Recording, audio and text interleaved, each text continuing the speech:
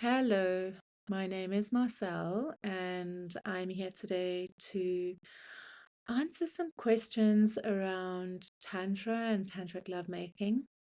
I am a practitioner of the Tantric arts, and I've been working with men, women, and couples for a very long time, as well as being very deep on my own path, working with traditional Tantra, but also Neo Tantra, where I got to heal my own sexual distortions and trauma, and I've really used the awareness of this path to help transmute trauma from my childhood.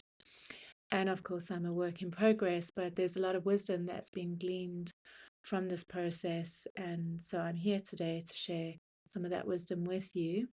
I've also had friends reach out and ask questions. So the purpose of these videos are to answer questions. So if you feel inspired to ask a question regarding Tantra or Tantric lovemaking, please just leave it in the comment box and I'll get back to it.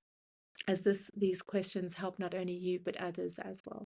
All right, so the question for today is, how would tantric sex affect a relationship? So, with normal sex, we are chasing the orgasm. It's about getting to that orgasm. And there's a whole dance behind it.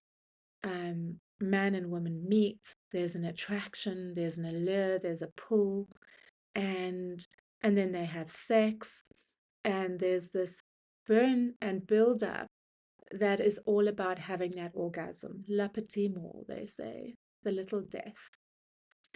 And the implication of this is that it's chasing after something that's very goal orientated.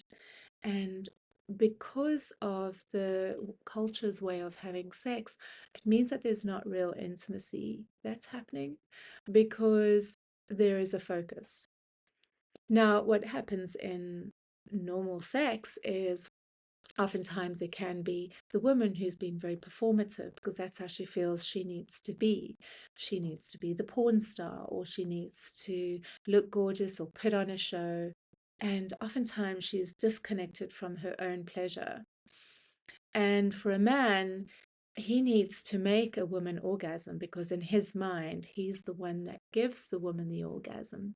So um, there's a lot of performance potential anxiety that can come from the experience where he questions whether he's doing it right, or whether he is big enough, or whether he's a good lover. And neither of these two people are actually meeting or actually connecting in intimacy.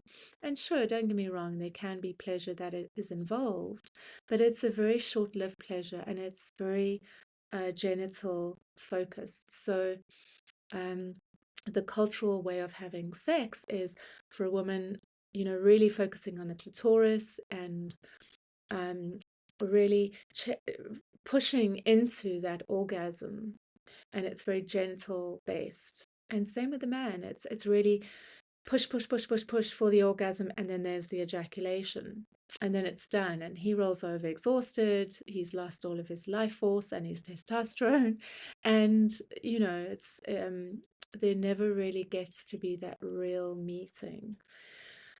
In the tantric way of making love, we are both choosing to be in the here and the now.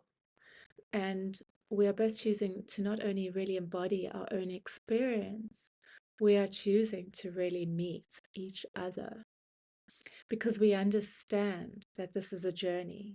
It's not an outcome. And it's a delicious journey. It's a pleasurable journey. There's no need to rush it. And what is beautiful about the journey is that we are, as man and woman, activating each other through both of us being so deeply rooted in our own sensuality and in our own bodies. So it's a completely different approach because it's coming from the perspective of we are And it's coming from the perspective of this is something that we can enjoy together and we can take our time with it, and there can be an unfolding. And when people embrace lovemaking or tantric sex from that perspective, it's going to start moving energy, especially when you're doing it properly, especially when the idea with lovemaking is the journey. So in the culture, how how sex looks is it's chasing the orgasm, it's a peak orgasm, and then it drops. Whereas with tantric lovemaking, it's a build. It's a slow, slow, slow, steady build, build, build, build, build, build.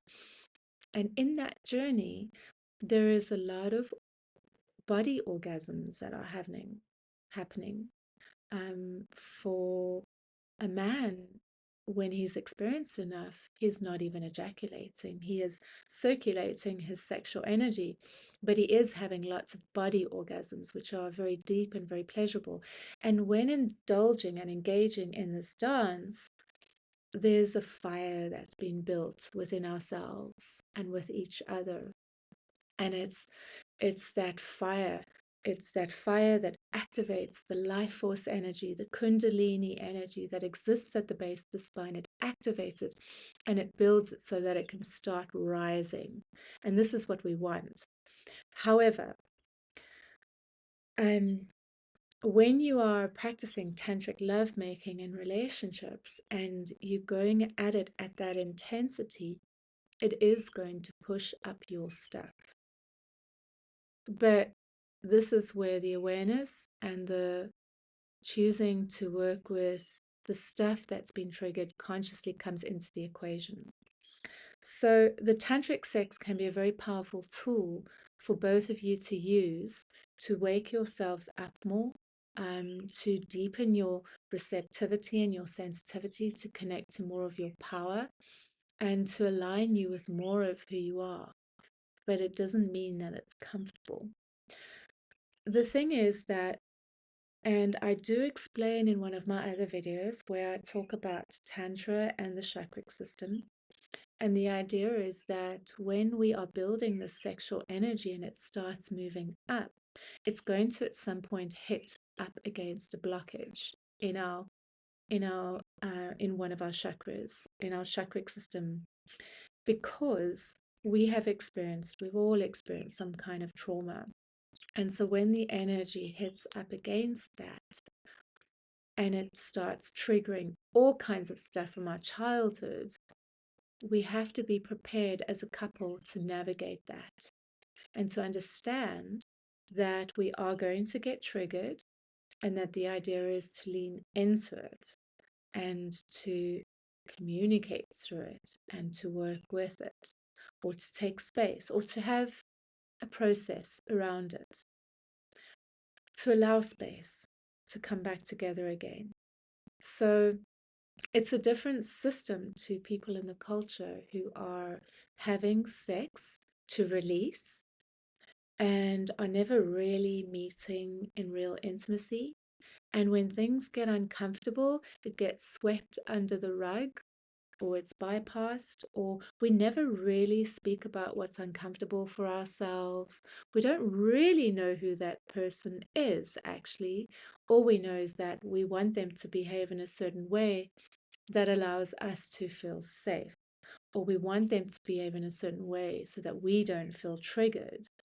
And when that kind of exchange is happening, we're not experiencing real intimacy, we're not really getting to know one another, and potentially over time, the passion can wane, because that chemistry of the polarity that's created between two people's chaos that's coming to the surface and triggering each other.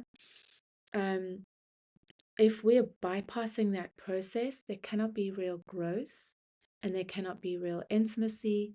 And it means that we're not allowing our energy to flow, which means with time, there's potentially a shutdown in our connection to our rawness, our aliveness, and potentially our arousal. So sex starts losing its meaning when it's just chasing, chasing, chasing all the time.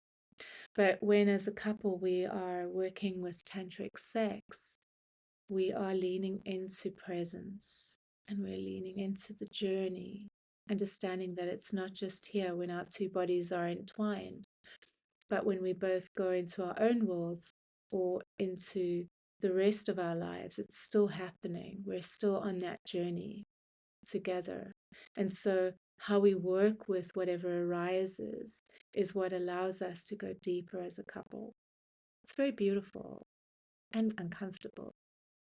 And it's what all the classic poets and writers have written about. It's the most powerful, enlivening force that exists if we can allow it and open ourselves to it consciously.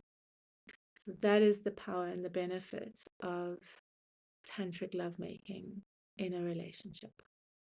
So if this has inspired you in any way or shed some light for you, or perhaps you have some more questions, please feel free to leave them in the comments box and I will get back to you.